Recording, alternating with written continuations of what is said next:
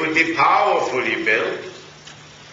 He would have curly hair, and I'm not going to say anything about his eyes.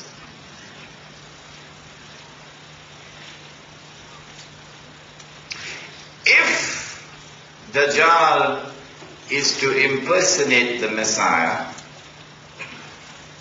it follows therefrom, listen carefully, in order for him to convince Banu Israel that he is indeed the Messiah, the first thing that he'll have to do would be to liberate the Holy Land for the Jews. Then they'll be convinced. The second thing that he'll have to do would be to bring the Jews back to the Holy Land. Then they'll be convinced. The third thing that he'll have to do would be to restore a state of Israel in the Holy Land. Then they'll be convinced. Golden Age is coming back.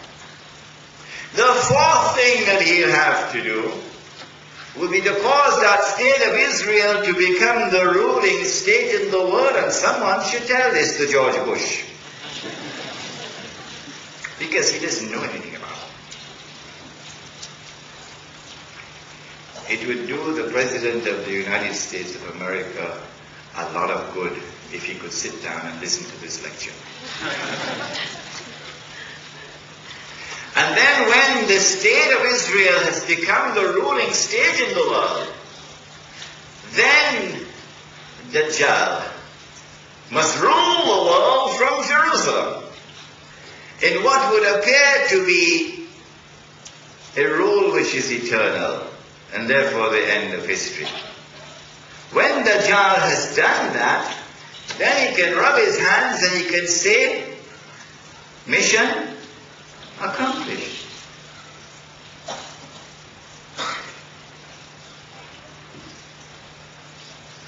The Prophet ﷺ, after the change in Qibla, suspected that the Jewish boy in Medina was Dajjal. He took Umar radiallahu ta'ala anhu with him. You know Umar? You know Umar radiallahu ta'ala anhu? Huh? About whom he said, if there were to have been a prophet after me, it would have been him. But there is no prophet after me. So he took Umar with him to go and question this Jewish boy, whose name was Ibn Sayyad. And having questioned him, the boy was rather impertinent in his answers. So Umar was annoyed. He said, O Messenger of Allah, give me permission, I'll cut off his head. Today, of course, they see the terrorists. That's their polluted thinking. The Prophet said, no, Umar. If he is Dajjal, you can't kill him. And if he is not Dajjal, then it would be sinful to kill him. Implicit, therefore, in that answer is that the possibility exists that he could have been Dajjal, and therefore the Dajjal was already released. Dajjal is already released. In the lifetime of the Prophet ﷺ, after the change in Qibla. So the door is closed now for Banu Israel to earn mercy. Now we come to perhaps the most important hadith of the evening. When we address the subject of Dajjal, inshallah, on Wednesday night at Masjid Abdul Halim Siddiqui, we'll deal with the subject in greater detail. But listen to this part of the subject now.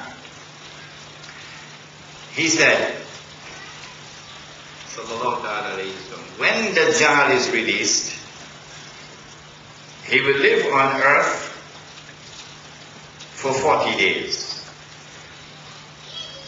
One day like a year, one day like a month, one day like a week, and the rest of his days like your days. This hadith is in Sahih Muslim.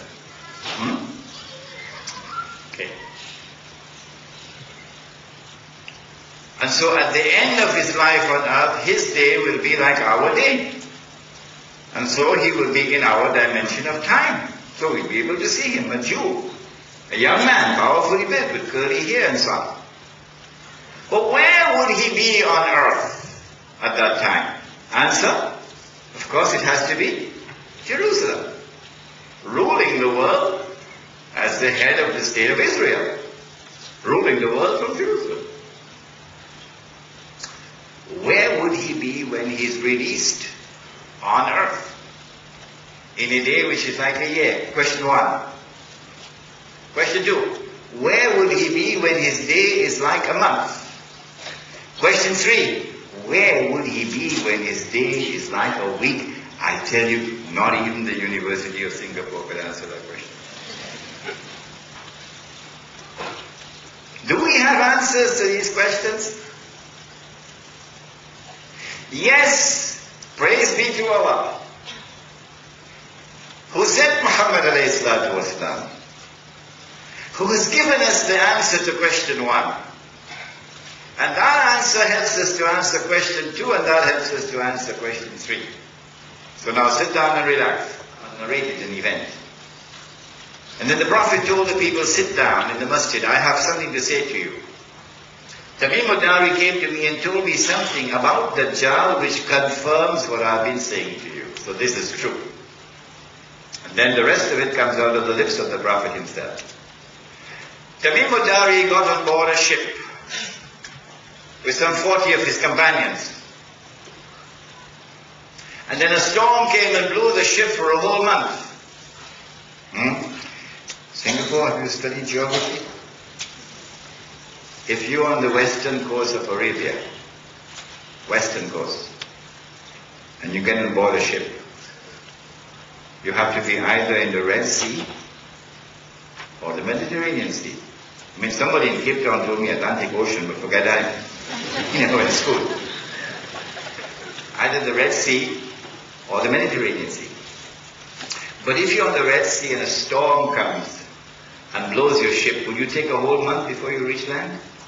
No, not the Red Sea. So we eliminate the Red Sea, because the storm came and blew the ship for a whole month before they reach land. So you have to go all the way across the Mediterranean Sea. When they reached land, it was an island. And when they got on shore, they were confronted by this very hairy beast or creature. So much hair on the body of this creature, you couldn't tell which side was head and which side was tail. Like sometimes in Lower Manhattan, you can't tell who is a man and who is a woman.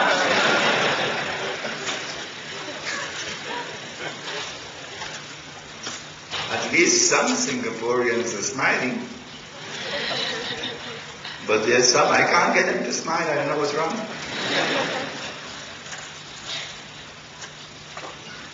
And then the beast spoke, and the beast said, I am Dajjal. No, sorry. I am Jassas. Jassas means spy.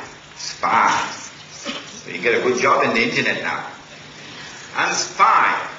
So this is an island which has a PhD in spying, and espionage, and intelligence work, you know, James Bond kind of stuff. And then Jassas said to Tamim al-Dari, there is someone waiting to see you out there, pointing to a monastery. So Christianized. When they went to the monastery, they met this young man, powerfully built with curly hair. But he was in chains. His hands are chained to his neck, and his feet are chained together. And this man questions them. Among the things he asks them, you remember I told you, probably another 50 years? Remember? This hadith helps us to understand. He says, is there any water left in the Sea of Galilee? The Sea of Galilee in the Holy Land is the biggest source of drinking water for the entire area. So they said, yes, plenty of water. He said, I don't think it's going to last for long. Strange. Because tomorrow at Darul Come at 5 o'clock, we find a hadith of Sahih Muslim that when Gog and Magog are released, the first of them will pass by the Sea of Galilee and start to drink the water. And by the time the last of them pass, they'll say there used to be water here.